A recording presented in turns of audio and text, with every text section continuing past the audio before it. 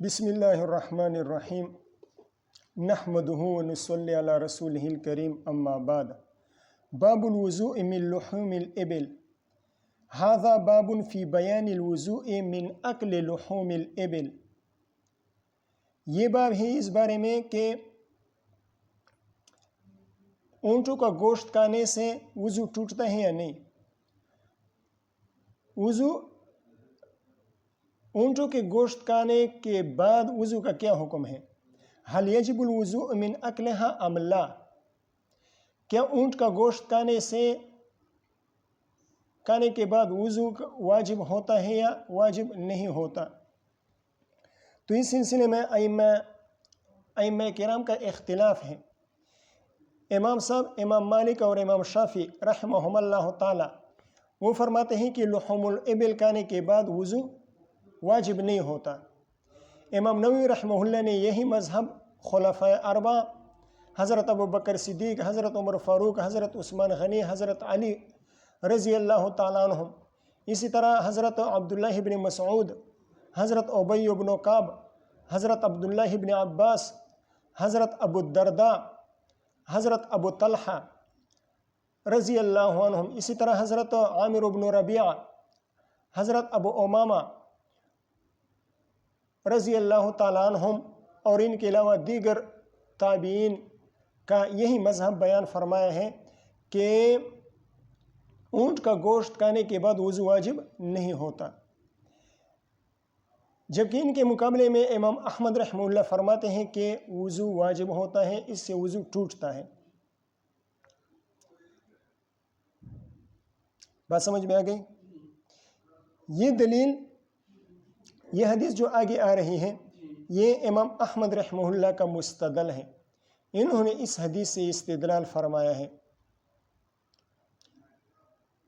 اور جمہور کی دلیل وہ حضرت جابر بن عبداللہ رضی اللہ تعالیٰ عنہ کی روایت ہے، جو اگلے صفحے پر روایت نمبر 192، حضرت جابر رضی اللہ کان آخر الامرین من رسول اللہ صلی اللہ علیہ وسلم ترک الوضوء مما غیرت النار۔ یہاں پر بھی آئے ہیں ترمذی شریف، نسائی شریف اور بیہقی شریف میں یہ روایت آئی ہے۔ تو اس حدیث کی بنا پر وہ فرماتے ہیں ائمہ ثلاثہ کہ مما مست النار سے وضو نہیں ٹوٹتا، اور لحوم الابل وہ بھی مما مست النار میں سے ہیں۔ ٹھیک ہے، اس حدیث کا کیا مطلب ہوا؟ کان آخر الامرین من رسول اللہ صلی اللہ علیہ وسلم ترک الوضوء۔ وہ فرماتے ہیں کہ حضور صلی اللہ علیہ وسلم سے دو چیزوں کا تحقق ہوا ہے، وضو اور ترک وضو، یعنی مما مست النار کے بعد حضور صلی اللہ علیہ وسلم نے وضو فرمایا بھی ہے اور وضو چھوڑا بھی ہے۔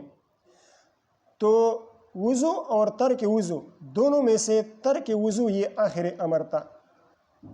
بسند متصل منا الى الامام ابی داود رحمہ اللہ تعالی ومتعنا بعلومه وبرکاتہ انہ قال حدثنا عثمان بن ابی شیبۃ قال حدثنا ابو معاویہ محمد بن خازم قال حدثنا الاعمش عن عبد الله بن عبد الله الرازی عن عبد الرحمن بن ابی لیلى عن البراء بن عازب رضی اللہ تعالی عنہ عنہم قال سئل رسول اللہ صلی اللہ علیہ وسلم عن الوضوء من لحوم الابل۔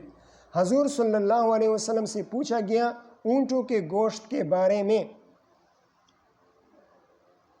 سئل رسول اللہ صلی اللہ علیہ وسلم عن الوضوء من اکل لحوم الابل، من اکل لحوم الابل، اونٹوں کا گوشت اونٹوں کا گوشت کھانے سے وضو کے بارے میں پوچھا گیا کہ اونٹوں کا گوشت کھانے کے بعد وضو واجب ہوتا ہے یا واجب نہیں ہوتا۔ فقال رسول اللہ صلی اللہ علیہ وسلم نے فرمایا توضؤ منہا، اونٹوں کا گوشت کھانے کے بعد وضو کر لیا کرو۔ یہاں پر ہم نے کیا کہا؟ عن الوضوء من اکل لحوم الابل، یہ عقل کو کیوں مقدر مانا؟ حدیث میں عقل وغیرہ کا تذکرہ نہیں ہے، آپ نے یہاں پر عقل کو مقدر مانا، اس کی کیا وجہ ہے؟ ایک تو یہ سوال ہو گیا۔ دوسرا سوال یہ ہے کہ چلو آپ نے عقل مقدر مان لیا، اب اگر کسی نے اونٹ کا گوشت کچا ہی کھا لیا تو اس سے وضو ٹوٹے گا یا نہیں؟ اگر آپ کہتے ہیں کہ اس سے وضو ٹوٹ جاتا ہے تو کچا گوشت کھانے اور کچے گوشت کو ہاتھ لگانے، ہاتھ سے چھونے، اس میں کیا فرق ہے؟ جب کچا گوشت کھانے سے وضو ٹوٹ جاتا ہے تو کچا گوشت کھانے اور کچے گوشت کو ہاتھ سے مس کرنے کے درمیان کیا فرق ہے؟ آیا صرف کچا گوشت کھانے سے وضو ٹوٹے گا یا کچے گوشت کو ہاتھ لگانے سے بھی وضو ٹوٹ جائے گا؟ اگر آپ کہتے ہیں کہ صرف کچا گوشت کھانے سے وضو ٹوٹے گا، ہاتھ لگانے سے وضو نہیں ٹوٹے گا، تو اس فرق کی کیا وجہ ہے؟ ٹھیک ہے؟ اور اگر آپ کہتے ہیں کہ کچا گوشت کھانے سے وضو نہیں ٹوٹتا بلکہ پکا گوشت کھانے سے وضو ٹوٹتا ہے، تو پکے گوشت کی تخصیص کہاں سے آ گئی؟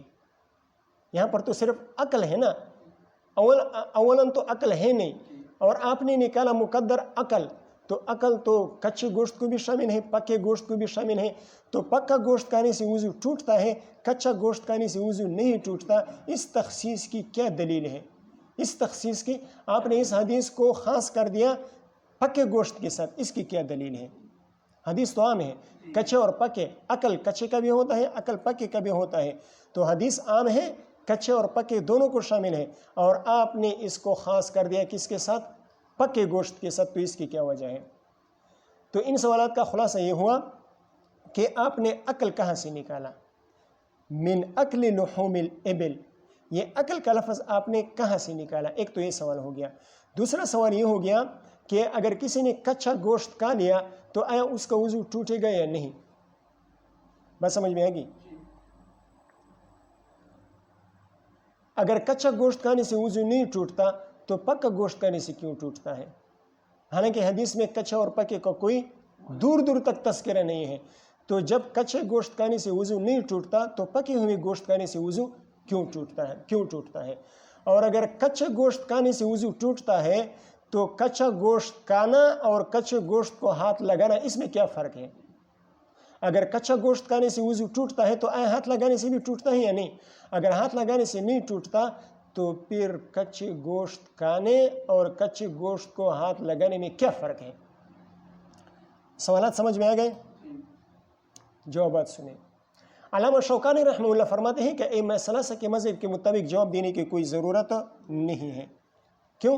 اس لیے کہ ائمہ ثلاثہ کے مذہب پر کوئی اعتراض وارد نہیں، ان کے ہاتھ وضو نہیں ٹوٹتا، چاہے کچا گوشت کھائے، چاہے پکا گوشت کھائے، چاہے کچے گوشت کو ہاتھ لگائے، کسی بھی صورت میں وضو نہیں ٹوٹتا، لہٰذا ائمہ ثلاثہ کے مذہب پر تو کوئی اعتراض وارد نہیں ہوتا۔ البتہ امام احمد رحمہ اللہ کے مذہب کے مطابق اس پر اعتراض وارد ہو سکتا ہے، اس لیے کہ امام احمد رحمہ اللہ لحوم ابل کے کھانے سے وضو کے قائل ہیں، تو ان کے مذہب پر اعتراض یہ سوالات وارد ہو سکتے ہیں۔ تو امام احمد رحمہ اللہ کی طرف سے جوابات یہ ہے کہ امام احمد رحمہ اللہ کی طرف سے جواب یہ ہے کہ جب کسی شے کی طرف وجوب یا حرمت کی نسبت ہوتی ہے تو اس وجوب اور حرمت کا تعلق اس شے کے عام فائدے سے ہوتا ہے، اس شے کے عام اور اکثر فائدے کے ساتھ ہوتا ہے۔ ایک چیز کی طرف وجوب کی نسبت ہو گئی یا ایک چیز کی طرف حرمت کی نسبت ہو گئی تو اس وجوب اور حرمت کا تعلق اس کے عام اور اکثر فائدے کے ساتھ ہوتا ہے، اور گوشت کا عام اور اکثر فائدہ کیا ہے؟ عقل ہے، کھانا ہے، تو وجوب وضو کو عقل کی طرف منسوب کیا جائے گا، نہ کہ مس بلیت کی طرف، اس لیے کہ گوشت کا اکثر اور عام فائدہ عقل ہے، لہٰذا اس وجوب یا حرمت جو بھی ہو اس کی نسبت عقل کی طرف کی جائے گی، اکثر اور عام فائدے کی طرف کی جائے گی، مس بالید وغیرہ کی طرف اس کی نسبت نہیں کی جائے گی۔ یہ تو پہلے سوال کا جواب ہو گیا کہ یہاں پر ہم نے عقل کو کیوں مقدر مانا۔ دوسرے سوال کا جواب یہ ہے کہ جب وجوب وضو کی نسبت عقل کی طرف ہو گئی تو عقل عادتاً پکے ہوئے گوشت کا ہوتا ہے، کچے گوشت کا نہیں ہوتا، تو یہاں پر جس عقل سے وضو کے وجوب کا حکم دیا گیا ہے یہ وہ عقل ہے جو معہود اور معروف ہو، اور وہ عقل جو معروف اور معہود ہو وہ پکے گوشت کا ہوتا ہے، کچے گوشت کا نہیں ہوتا۔ عادتاً لوگ کچا گوشت نہیں کھاتے، لہٰذا وجوب وضو کی نسبت پکے گوشت کے کھانے کی طرف ہوگی، کچے گوشت کے کھانے کی طرف وجوب وضو کی نسبت نہیں ہوگی۔ بات سمجھ میں آ گئی؟ اب جو ہم نے حضرت جابر بن عبداللہ رضی اللہ تعالیٰ کی روایت شروع کی تھی، تو میں نے عرض کیا تھا کہ امام ترمذی رحمہ اللہ نے اس حضرت جابر بن عبداللہ رضی اللہ تعالیٰ عنہ کی روایت کو بیان کیا ہے، اور اس کے بعد فرماتے ہیں کہ یہ روایت حضرت جابر بن عبداللہ رضی اللہ تعالیٰ عنہ کی جو روایت ہے، یہ حضرت براء بن عازب رضی اللہ تعالیٰ عنہ کی اس روایت کے لیے ناسخ بن رہی ہے۔ اس روایت کے لیے کیا بن رہی ہیں؟ ناسخ بن رہی ہیں، اس لیے کہ لحوم الابل یہ مما مست النار کا ایک فرد ہے، یہ مما مست النار کا ایک فرد ہے۔ لحوم الابل یہ بھی ان لحوم کا ایک فرد ہے جو مما مست النار ہو، جن گوشتوں کو آگ سے پکایا جاتا ہے ان گوشتوں کے افراد میں سے ایک فرد لحوم الابل بھی ہے۔ تو جب مما مست النار کی جميع افراد سے وجوب وضو کا حکم منسوخ ہوا، تو اس فرد یعنی لحوم الابل سے بھی وجوب وضو کا حکم کیا ہوگا؟ وہ منسوخ ہوگا۔ بس سمجھ میں آ گئی؟ مما مست النار سے وجوب وضو کا حکم منسوخ ہو گیا، اور یہ لحوم الابل یہ مما مست النار میں سے ہیں یا نہیں؟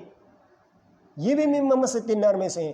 تو جب مما مست النار کے جميع افراد سے وجوب وضو کا حکم منسوخ ہو گیا ہے، تو لحوم الابل یہ بھی مما مست النار کے افراد میں سے ایک فرد ہے، لہذا لحوم الابل سے بھی وجوب وضو کا حکم وہ منسوخ ہوگا۔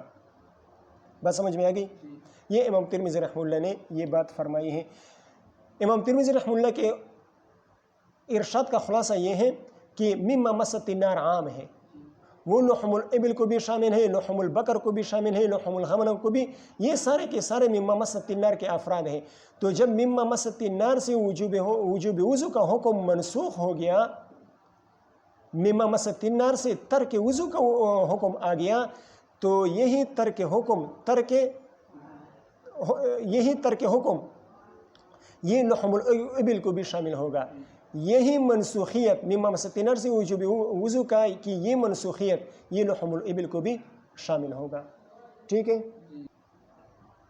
یہ بات ہو گئی۔ ایک روایت میں آتا ہے، ابن ماجہ میں ایک روایت ہے، اس میں حضور صلی اللہ علیہ وسلم فرماتے ہیں توزعوا من البان الابل، توزعوا من البان الابل، جب اونٹنیوں کا دودھ پی لو تو اس کے بعد وضو کر لیا کرو۔ حالانکہ تمام امت کے ہاں یہاں پر وضو سے مراد وضو لغوی ہے، وضو اصطلاحی مراد نہیں ہے، بلکہ کیا مراد ہے؟ وضو لغوی مراد ہے، یعنی مزمزہ کرنا مراد ہے، اس لیے کہ البان الابل میں چکناہٹ ہوتی ہے، دسومت ہوتی ہے، تو منہ سے اس چکناہٹ کو دور کرنے کے لیے حضور صلی اللہ علیہ وسلم نے منہ دھونے مزمزہ کو حکم دیا ہے، اور اس مزمزے کو تعبیر کیا ہے وضو کے ساتھ۔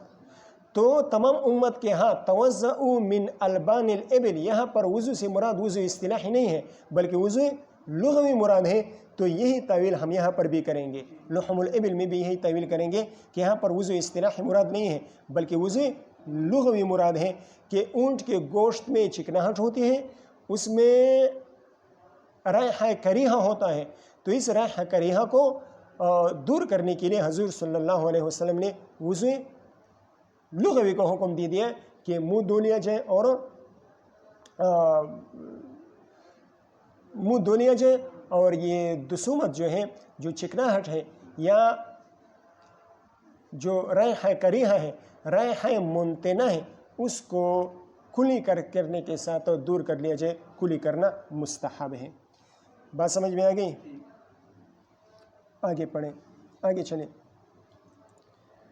وسئل عن لحوم الغنم فقال لا توزعوا منها، لحوم الغنم کے بارے میں پوچھا گیا کہ بکریوں کا گوشت کھانے سے وضو واجب ہوتا ہے یا نہیں، تو حضور صلی اللہ علیہ وسلم نے فرمایا لا توزعوا منها۔ تیسرا سوال، وسئلوا عن الصلاة في مبارك الابل، مبارک یہ مبرک کی جمع ہے، موضع بروک الابل، جہاں پر اونٹ بیٹھتے ہیں، رات گزارتے ہیں، جیسے انسان کے لیے مسجع ہے نا، مسجع انسان کے لیے مسجع ہے، اس طرح اونٹوں کے لیے مبرک ہے. جہاں رات گزارتے ہیں انسان اس کو کہتے ہیں مضجع، اور جہاں رات گزارتے ہیں اونٹ اس کو کہتے ہیں مبرک. تو ان مبارک میں اونٹوں کے بارے میں نماز پڑھنے کے بارے میں حضور صلی اللہ علیہ وسلم سے پوچھا گیا.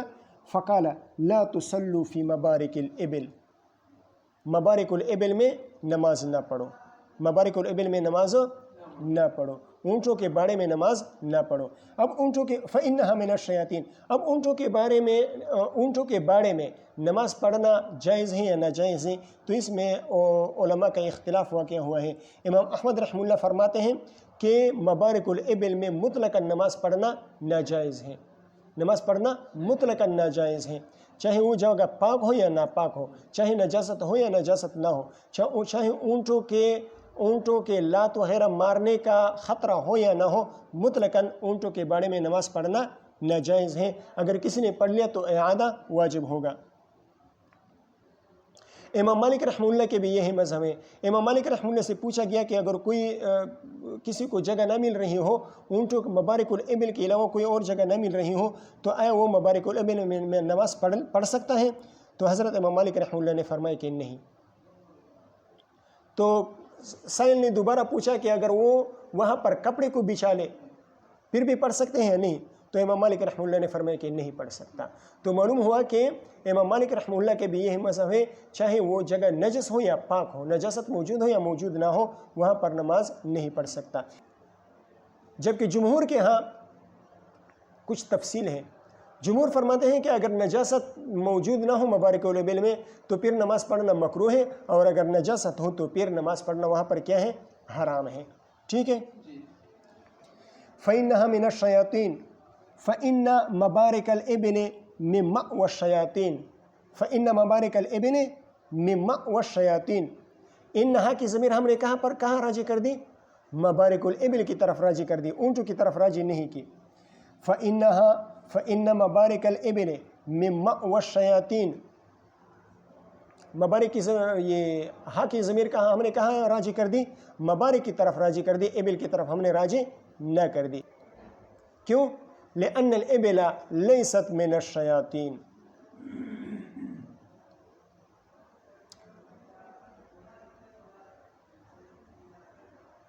مبارک الابل کی طرف ہم نے ضمیر کیوں راجع کر دی؟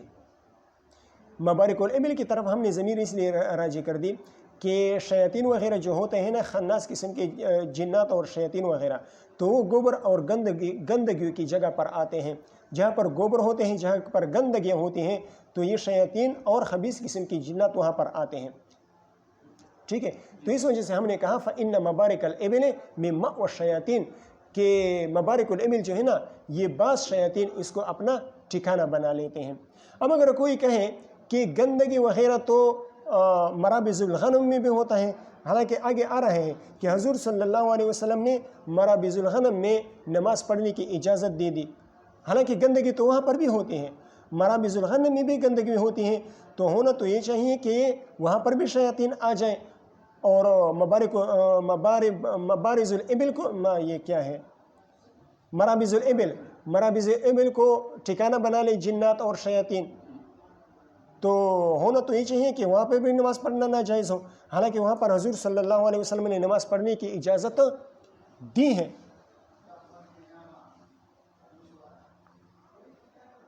جب آپ نے گندگی کو علت بنا دیا کہ مبارک الابل وہ نجاست گوبر وغیرہ اور گندگی کی جگہ ہوتی ہیں، تو اس وجہ سے شیاطین اس کو اپنا ٹھکانہ بناتے ہیں. تو یہی گندگی تو مرابض الغنم میں بھی ہوتی ہے، تو اس کو جنات اور شیاطین کیوں ٹھکانہ نہیں بناتے، وہاں پر کیوں نہیں آتے؟ تو اس کا جواب آگے آ جائے گا. صاحب شرح نے کیا فرمایا ہے؟ فإنها برکہ، اس کو بکریوں کو برکت قرار دیا ہے. تو جہاں پر برکت ہوتی ہے وہاں پر شیاطین نہیں آتے. تو اس وجہ سے اگرچہ وہاں پر بھی نجاستیں ہوتی ہیں، لیکن صاحب شرح نے علت بیان کی ہے اس کا بابرکت ہونا، اور بابرکت جگہوں پر وہ شیاطین نہیں آ سکتے. وسئل عن لحوم الغنم، اچھا وسئل عن الصلاة فی مرابض الغنم، مرابض یہ مربض کی جمع ہے، مربض، اور بکریوں کے باڑے کو کہا جاتا ہے۔ فقال صلوا فیہا فإنہا برکہ، حضور صلی اللہ علیہ وسلم نے فرمایا کہ اس میں نماز پڑھ لو اس لیے کہ یہ برکت ہے۔ کنڈی کسی کو بھی آنے نہ دو، ایک ہفتے میں ایک دن سبق ہوتا ہے اور اس کے لیے بھی وہ حاضر نہیں ہوتے، تالا بھی لگا لو، نہیں ہے، چل ٹھیک ہے۔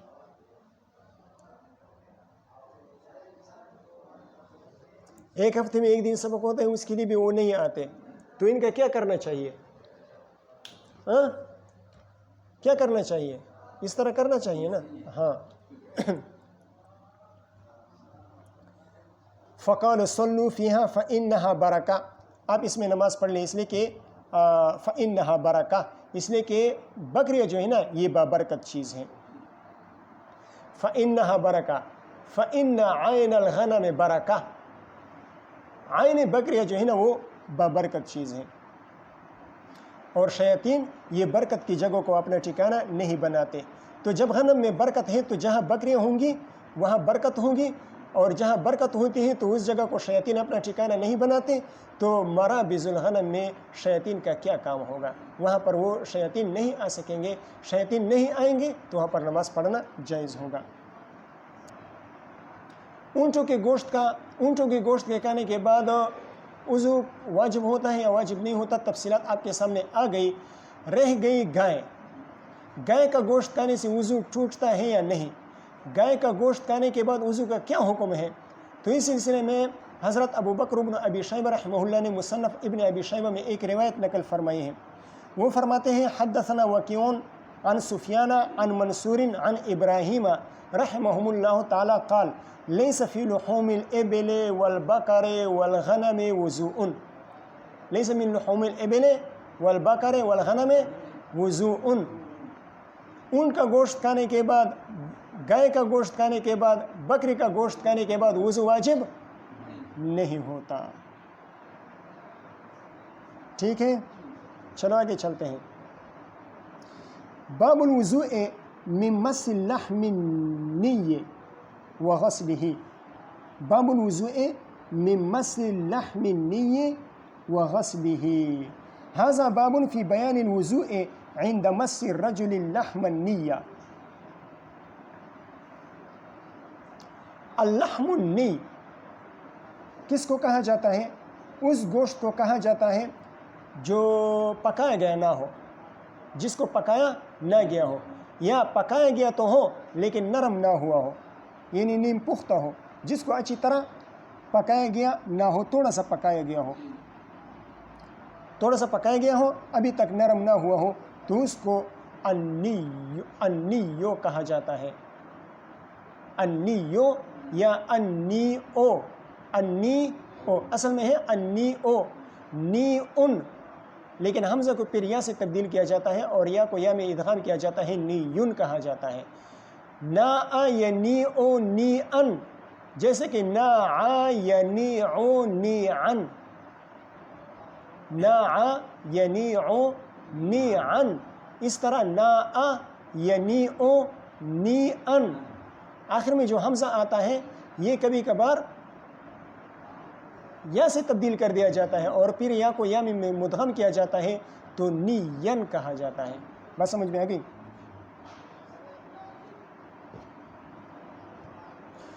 تو اس گوشت کے کھانے سے وضو کا کیا حکم ہے؟ یہ گوشت کھانے سے وضو واجب ہوتا ہے یا واجب نہیں ہوتا؟ تو اس سلسلے میں جمہور کا مذہب یہ ہے کہ کچا گوشت کھانے سے یا اس کو چھونے سے یہ وضو نہیں ٹوٹتا، اس کے بعد وضو واجب نہیں ہوتا۔ کسی کے ہاں بھی کچا گوشت کھانا یا کچے گوشت کو ہاتھ لگانا یہ موجب للوضو نہیں ہے، ناقض للوضو نہیں ہے، نہ اس کے بعد وضو اصطلاحی واجب ہوتا ہے اور نہ اس کے بعد وضو لغوی واجب ہوتا ہے۔ کسی قسم کا وضو یعنی نہ ہاتھ منہ دھونا، نہ ہاتھ دھونا واجب ہوتا ہے اور نہ جو نماز کے لیے وضو کیا جاتا ہے وہ واجب ہوتا ہے۔ تو جب کسی کے ہاں بھی اس سے وضو نہیں ٹوٹتا، کسی کے ہاں بھی کچا گوشت کھانے سے یا کچے گوشت کو ہاتھ لگانے سے کسی کے ہاں بھی نہ وضو اصطلاحی واجب ہوتا ہے نہ وضو لغوی واجب ہوتا ہے، تو اس ترجمۃ الباب کو قائم کرنے کی آخر کیا ضرورت پیش آ گئی؟ ائمہ اربعہ و جمہور میں سے کوئی بھی نہ وضو اصطلاحی کے قائل ہے نہ وضو لغوی کے قائل ہے، تو اس ترجمۃ الباب کو قائم کرنے کی کیا ضرورت پیش آ گئی؟ تو اس کا جواب یہ ہے کہ بعض تابعین کے ہاں اس سے وضو واجب ہوتا ہے، جیسے کہ حضرت سعید بن المسیب رحمہ اللہ تعالیٰ رحمہ اللہ تعالیٰ کا اس سلسلے میں ایک قول ہے۔ مصنف ابن ابی شیبہ میں ان کا ایک قول نقل کیا گیا ہے کہ حضرت سعید بن المسیب رحمہ اللہ نے فرمایا یتوضأ من اللحم النیء، یتوضأ یا یتوضأ من اللحم النیء، من اللحم النیء، کچا گوشت کھانے سے وضو کیا جائے گا، یا کچا گوشت کھانے والا یا اس کو چھونے والا وہ کیا کر لے؟ وضو کر لے گا۔ اسی طرح حضرت حسن بصری رحمہ اللہ سے بھی یہی منقول ہے، لیس علیہ وضوء الا ان یغسل، کچے گوشت کے بارے میں حضرت حسن بصری رحمہ اللہ فرماتے ہیں لیس علیہ وضوء الا ان یغسل یدہ، اس پر وضو اصطلاحی تو واجب نہیں ہے، البتہ وضو لغوی واجب ہے کہ وہ کیا کر لے؟ اپنے ہاتھوں کو دھو لے۔ تو اس وجہ سے امام ابو داؤد رحمہ اللہ نے اس ترجمۃ الباب کو قائم فرما لیا۔ ٹھیک ہے، وبه قال حدثنا محمد بن العلاء وأيوب بن محمد الركي وعمر بن عثمان الحمصي المعنى، یعنی معنی ما رأوه واحد وإن اختلف لفظهم، الفاظ تو مختلف ہیں لیکن انہوں نے جو معنی بیان فرمایا ان تینوں نے وہ معنی ایک ہیں۔ قالوا حدثنا مروان بن معاوية قال أخبرنا هلال بن ميمون الجهني عن عطاء بن يزيد الليثي قال هلال لا أعلمه إلا عن أبي سعيد، حضرت ہلال بن میمون الجہنی رحمہ اللہ فرماتے ہیں لا عالمہ، یعنی لا عالم عطاء الا قال عن ابی سعید، لا عالم عطاء الا قال عن ابی سعید۔ عطاء بن یزید اللیثی کے بارے میں میرا گمان نہیں ہے، مگر یہ گمان ہے کہ انہوں نے اس روایت کو حضرت ابو سعید خدری رضی اللہ تعالیٰ سے نقل فرمایا۔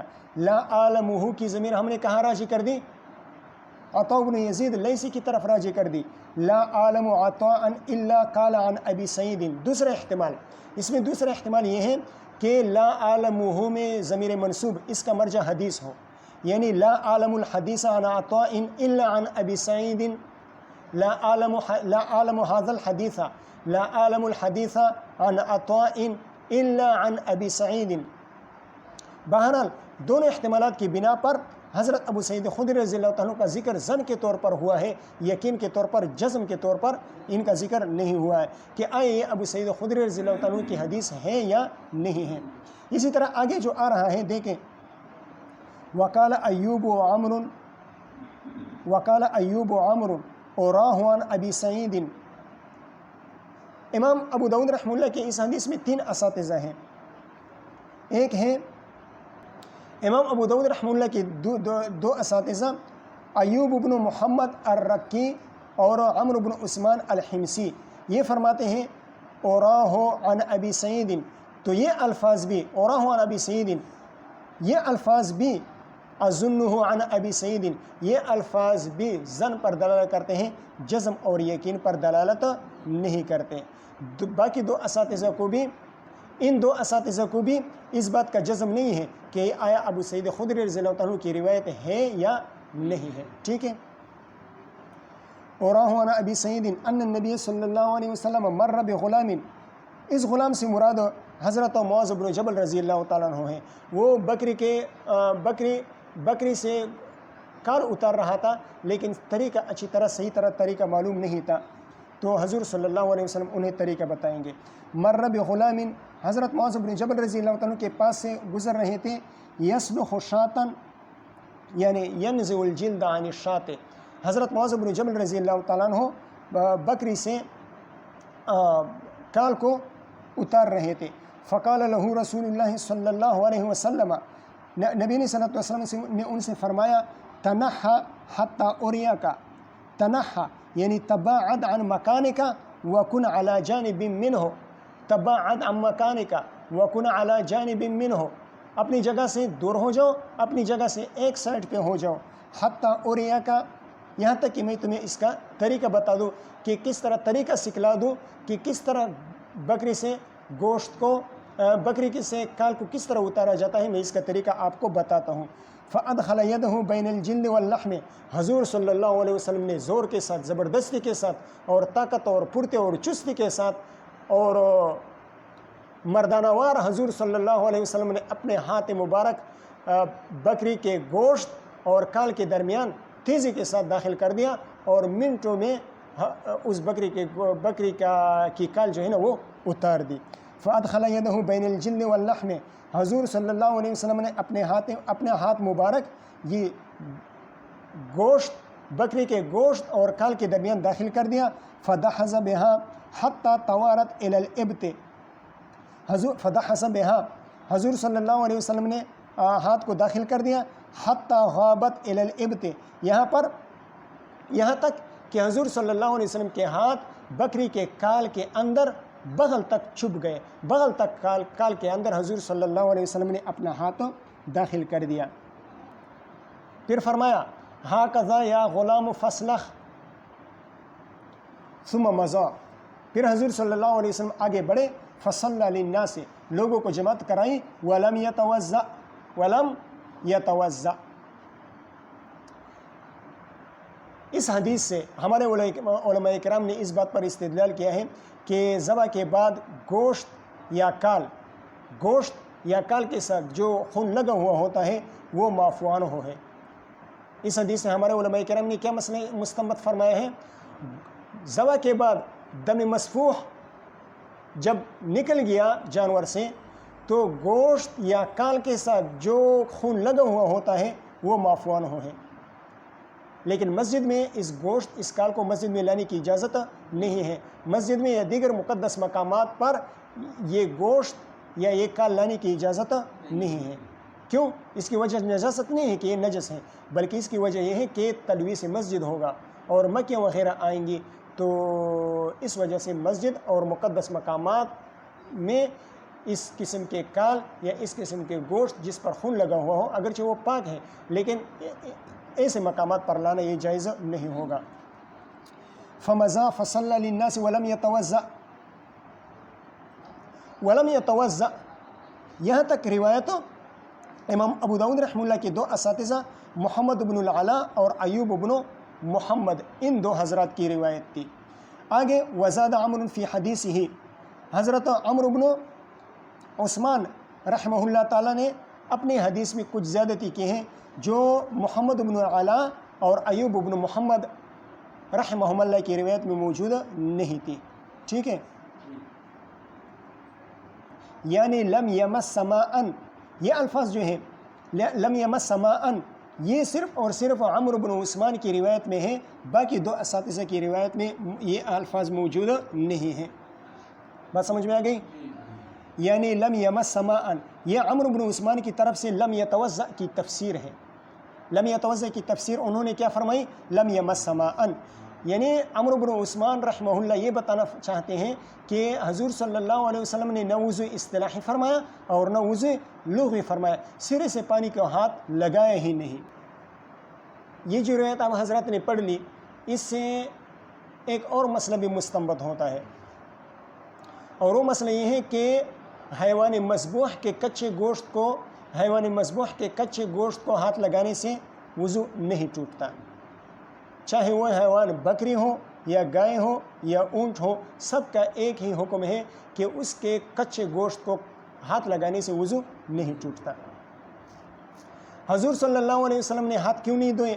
حضور صلی اللہ علیہ وسلم نے ہاتھ اس لیے نہیں دھوئے تاکہ یہ معلوم ہو جائے کہ کال کے نیچے جو چکناہٹ ہے، کال کے نیچے جو رطوبت ہے، کال کے ساتھ جو چکناہٹ لگی ہوئی ہے، کال کے ساتھ جو رطوبت لگی ہوئی ہے، اور دم مسفوح کے علاوہ گوشت کے ساتھ جو خون لگا ہوا ہے، اس کا حکم گوشت جیسا ہے، یعنی نجس نہیں ہے۔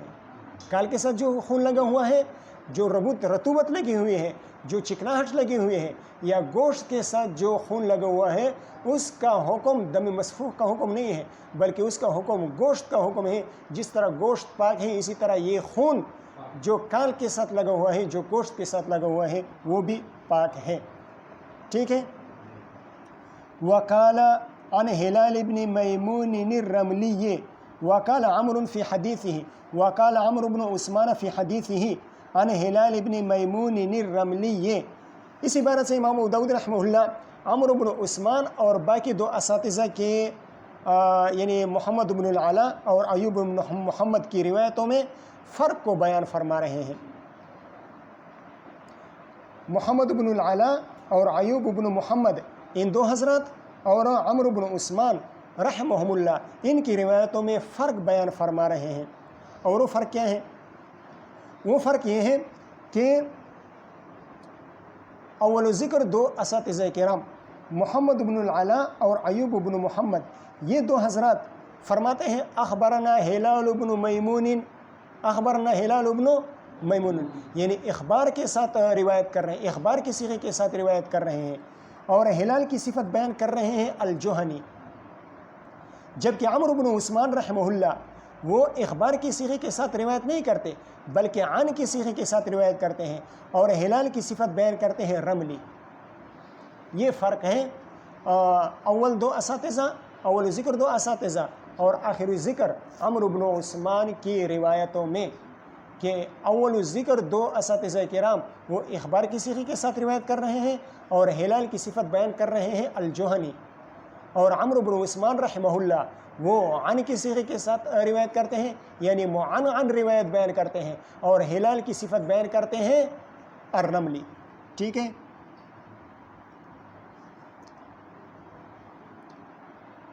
بات سمجھ میں آ گئی؟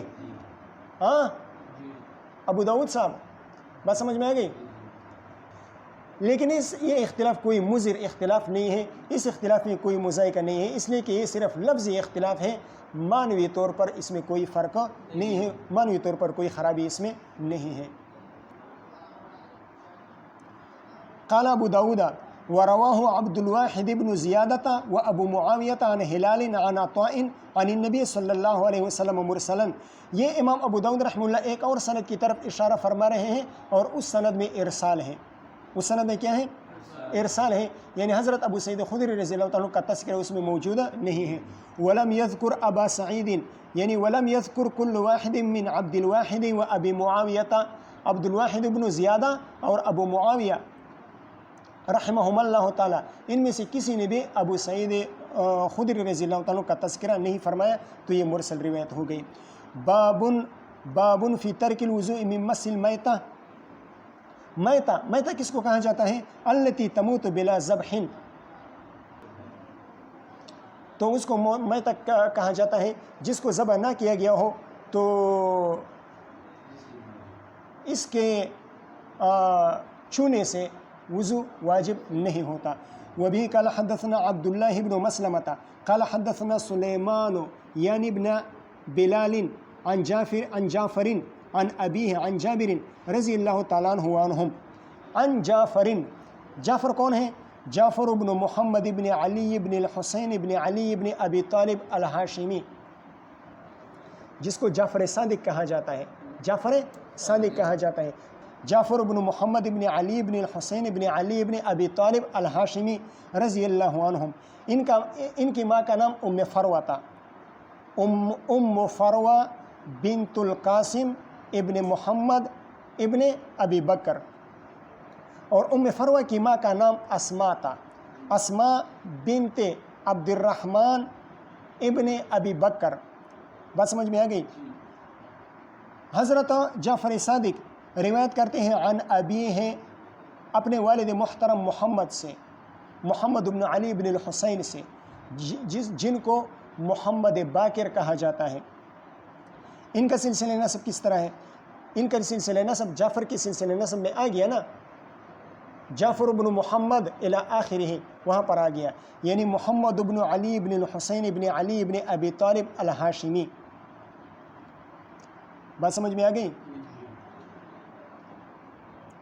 عن جابرین، ابو جعفر محمد ابو جعفر محمد باقر وہ روایت کرتے ہیں حضرت جابر بن عبداللہ رضی اللہ تعالیٰ عنہ سے ان رسول اللہ صلی اللہ علیہ وسلم مر بالسوق، حضور صلی اللہ علیہ وسلم بازار پر سے گزرے۔ سوق کس کو کہا جاتا ہے؟ الموضع الذی یجلب الیہ المتاع والسلع، الموضع الذی یجلب الیہ المتاع والسلع، جہاں پر سامان کو لایا جاتا ہے بیچنے اور خریدنے کے لیے، بیچنے کے لیے، بیع و شراء کے لیے سامان لایا جاتا ہے، تو اس جگہ کو سوق کہا جاتا ہے۔ داخلا من باز العالیہ والناس کنفتیہ، والناس کنفتیہ، اور لوگ ناحتیہ، حضور صلی اللہ علیہ وسلم کے دائیں بائیں صحابہ کرام حضور صلی اللہ علیہ وسلم کے دائیں بائیں چل رہے تھے۔ فمر بجدی اسک میت، فمر بجدی اسک میت، حضور صلی اللہ علیہ وسلم، جدیون کس کو کہا جاتا ہے؟ اولاد الماس کو کہا جاتا ہے، بکری کے بچے کو کہا جاتا ہے۔ بکری کا 6 ماہ کا یا 7 ماہ کا جو بچہ ہوتا ہے، بکری کا 6 ماہ یا 7 ماہ کا جو بچہ ہوتا ہے اس کو جدیون کہا جاتا ہے۔ اسکا جس کے کان چھوٹے چھوٹے ہوں، اور بھی تفسیریں کی گئی ہیں، لیکن یہاں پر جو مراد ہے اس سے مراد یہ ہے کہ الصغیر الاذن، جس کے کان کیا ہوں؟ چھوٹے چھوٹے ہوں۔ میتن مردہ تھا، فتناولہ، حضور صلی اللہ علیہ وسلم اخذہ، حضور صلی اللہ علیہ وسلم نے مد یدہ الیہ و اخذہ، حضور صلی اللہ علیہ اخذہ آگے آ رہا ہے، مد یدہ الیہ، حضور صلی اللہ علیہ وسلم نے اس بکری کے بچے کی طرف ہاتھ بڑھایا، فاخذ باذنہ، اس بکری کے بچے کو کان سے پکڑ لیا، معلوم ہوا کہ کان تھے لیکن چھوٹے چھوٹے کان تھے۔ ثم قال، پھر حضور صلی اللہ علیہ وسلم نے فرمایا، جو صحابہ کرام وہاں پر حاضر تھے ان کو مخاطب بنایا، ان سے خطاب فرمایا حضور صلی اللہ علیہ وسلم نے، اور فرمایا ایکم یحب ان ھذا لہ، تم میں سے کون اس بات کو پسند کرتا ہے کہ یہ بکری کا بچہ اس کا ہو 1 درہم کے بدلے میں۔ وساق الحدیث، یہ امام ابو داؤد رحمہ اللہ کا قول ہے، یعنی ساق شیخی عبداللہ بن مسلمۃ الحدیث الی آخرہ، میرے شیخ میرے شیخ عبداللہ بن مسلمہ نے حدیث کو آخر تک بیان فرما لیا، لیکن میں نے بقدر ضرورت مختصر کر کے جتنے حصے کی ضرورت تھی اس حصے پر اکتفا کر لیا اور اس حصے کو میں نے بیان کر دیا۔ مکمل حدیث وہ مسلم شریف میں ہے۔ مسلم شریف میں اس طرح روایت آتی ہے، مر رسول اللہ صلی اللہ علیہ وسلم داخلا فی باز العالیہ والناس کنفتیہ فمر بجدی اسک میت فتناول فاخذ باذنہ ثم قال، پھر فرمایا ایکم یحب ھذا لہ بدرہم، تم میں سے کون پسند کرتا ہے کہ اس بکری کا مرا ہوا بچہ اس کو مل جائے 1 درہم کے بدلے میں؟ فقالوا، صحابہ کرام نے عرض کیا، یا رسول اللہ، یا رسول اللہ نہیں ہے وہاں پر، صحابہ کرام نے عرض کیا ما نحب انہ لنا بشیء وما نصنع بہ، ما نحب انہ لنا بشیء وما نصنع بہ، یا رسول اللہ 1 درہم تو کیا 1 کوڑی کے بدلے میں بھی ہم اس مرے ہوئے بکری کے بچے کو پسند نہیں کریں گے، ہم اس کا کیا کریں گے، ہم اس بکری کے مردہ بچے کا کیا کریں گے؟ قالا، پھر حضور صلی اللہ علیہ وسلم نے فرمایا اتحبون انہ لکم، تم میں سے کوئی کون پسند کرتا ہے کہ یہ بکری کا بچہ مفت اس کو مل جائے؟ قالوا، صحابہ کرام نے پھر عرض کیا واللہ لو کان حیا کان عیبا فیہ لانہ اسک،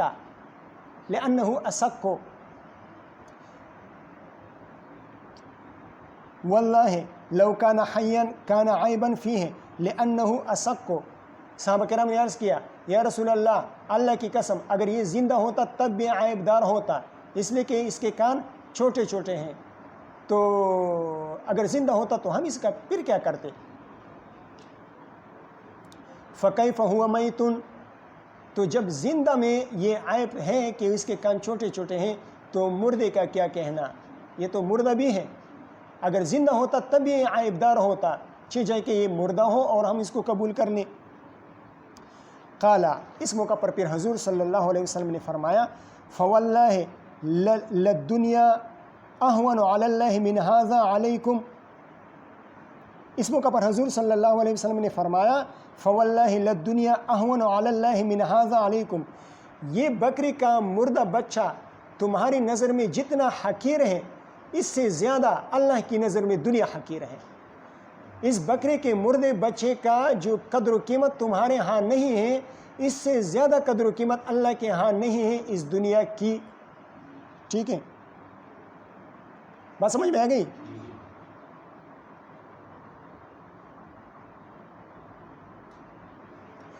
اس حدیث سے ایک مسئلہ ثابت ہوتا ہے، اور وہ مسئلہ یہ ہے، اس حدیث میں اس بات پر دلالت ہے کہ مس میتہ باوجود اس کے نجس ہونے کے اگر کسی نے اس کو ہاتھ لگایا تو یہ ہاتھ لگانا ناقض للوضو نہیں ہے۔ تو جب مردہ بچے کو ہاتھ لگانے سے وضو نہیں ٹوٹتا، جب مردہ حیوان کو ہاتھ لگانے سے وضو نہیں ٹوٹتا، مس میتہ یہ ناقض للوضو نہیں ہے، تو جس جانور کو شرعی طریقے کے ساتھ ذبح کیا گیا ہو اور اس کا ناپاک خون بہا دیا گیا ہو اور اس کا گوشت پاک ہو چکا ہو تو اس کو ہاتھ لگانے سے وضو کیوں ٹوٹے گا؟ اس کو ہاتھ لگانے سے وضو کیوں ٹوٹے گا؟ اس کو ہاتھ لگانے سے تو وضو بطریق اولا نہیں ٹوٹے گا۔ اس کو ہاتھ لگانے سے یعنی شرعی طریقے کے ساتھ جس جانور کو ذبح کیا گیا ہو اس کا مس بطریق اولا ناقض للوضو نہیں ہوگا۔ بات سمجھ میں آ گئی؟ چلو بس کافی ہے۔